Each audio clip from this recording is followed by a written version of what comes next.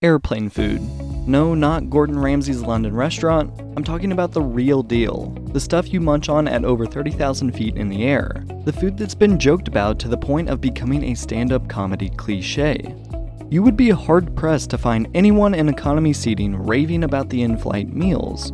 But the meals themselves have been around for a long time, nearly as long as commercial flights.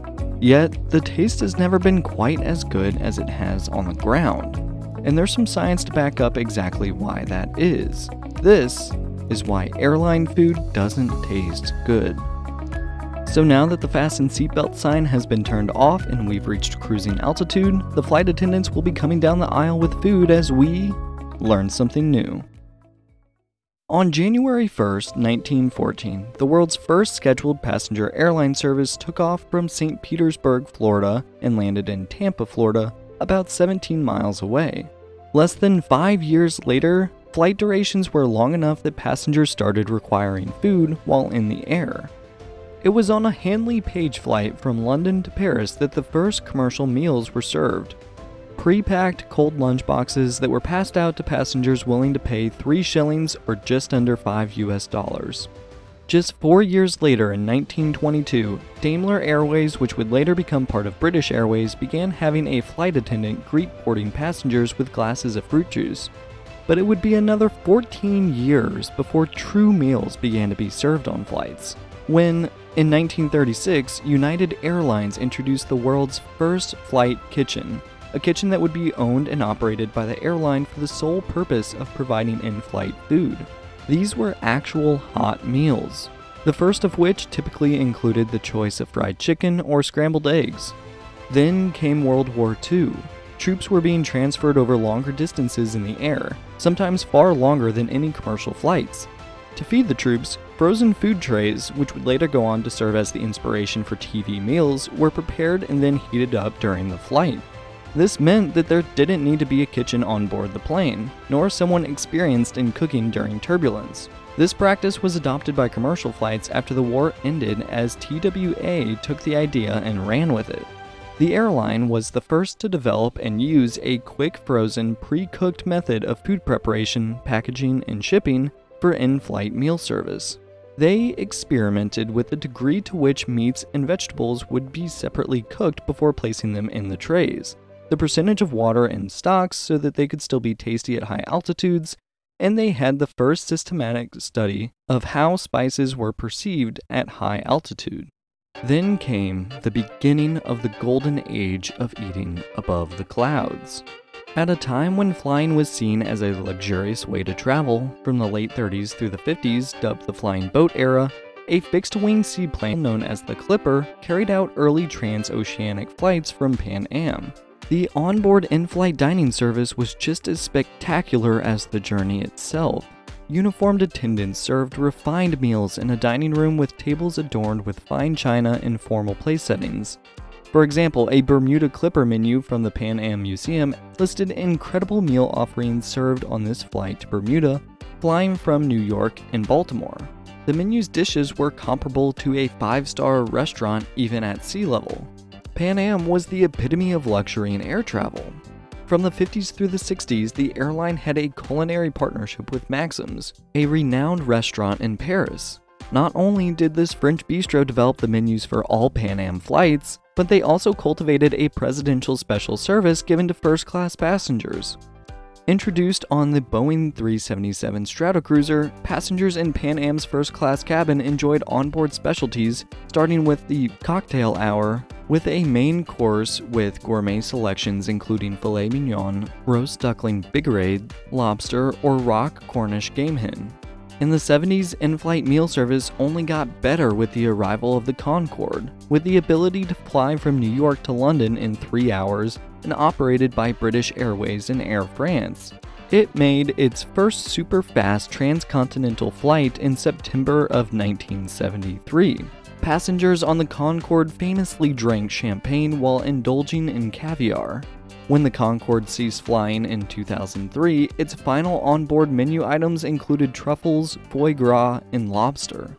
But it would appear that the 70s would also bring the peak of culinary excellence in the skies. In the 70s, the aviation industry began experiencing deregulation, which resulted in airlines dropping their fares. The industry had fallen from its luxury status as more middle-class passengers began to fly. Suddenly, airlines were no longer competing on who had the fanciest flight, but rather, who could fly people the cheapest. The decade also welcomed Southwest Airlines in 1971, who kicked off the tradition of serving peanuts as a mid-flight snack, except during a small blip for a few months in the 80s when there was a shortage of peanuts and their price skyrocketed. The Dallas-based airline has almost always made them available to passengers until recently when, in 2018, in consideration of passengers with peanut-related allergies, the airline decided to remove peanuts as an in-flight snack option. But with prices of flights falling, airlines began to cut back on amenities. Seats were moved closer together to fit more passengers, seating classes emerged, and food options became more limited in variety as well as being made with cheaper ingredients. So is this the reason for the state of airplane food today? Is this what brought us to the tasteless state of airline travel? Well, it's certainly part of it, but eating at high altitudes has always been worse than eating at sea level. Even before leaving the ground, cabin humidity decreases to about 12%, which is drier than some deserts. Once at altitude, the combination of the dry air and pressure change reduces our taste bud sensitivity. In fact, our perception of saltiness and sweetness drops by around 30% at high altitude, according to a 2010 study by the German airline Lufthansa. If you ate that same airline food at sea level, you might taste a noticeable difference. But altitude isn't the only thing that can mess with our perception of flavor. Because flavor is a combination of both taste and smell, when you put something in your mouth, the vapors from it pass through the nasopharynx to reach the olfactory receptors high in the nose. In addition to reduced taste bud sensitivity, cabin pressurization causes mucous membranes to swell, blocking this pathway, as well as decreasing the volatility of odor molecules and their ability to vaporize to enter the nose. Dry air doesn't help our sense of smell either. Typically, odorants are transported to olfactory receptors in the nose via the mucus lining. When the nasal cavity is dried out, the efficiency at which odorants are detected by the brain is reduced. And when you lose the olfactory component, you lose much of the flavor component of food. Although, oddly enough, a 2011 study suggested that there might be another cause for blandness: the aircraft engines themselves. During an experiment, 48 participants listened to either silence or white noise with headphones while snacking on sweet and salty foods. They were asked to rate the intensity of the flavors and several other characteristics. With the background noise, food was rated as less salty and less sweet than in silence. White noise, however, increased the perceived crunchiness.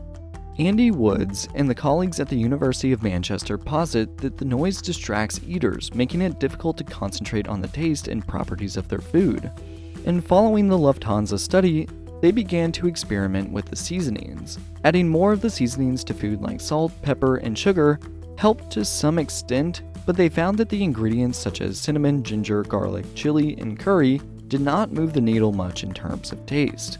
Instead, naturally intense flavors were relied upon more heavily. Things like orange and tomato concentrate ended up enhancing the food served instead of just increasing the salt and sugar. It was also found that the umami flavor stood out the most during flight. So why does airline food taste bad? A combination of cost-cutting, humidity, noise, pressurization, and the altitude itself can bring the taste of food to its knees. As airlines continue to search for more ways to cut costs and build back up the business after air travel came to a virtual standstill, it's unlikely that they'll be incentivizing passengers with steak and lobster anytime soon. Thank you for watching Learn Something New. What was your most memorable airline meal? Let's talk about it down in the comments below. And don't forget to like and subscribe. Anyway, thanks again, and I'll see you in the next one.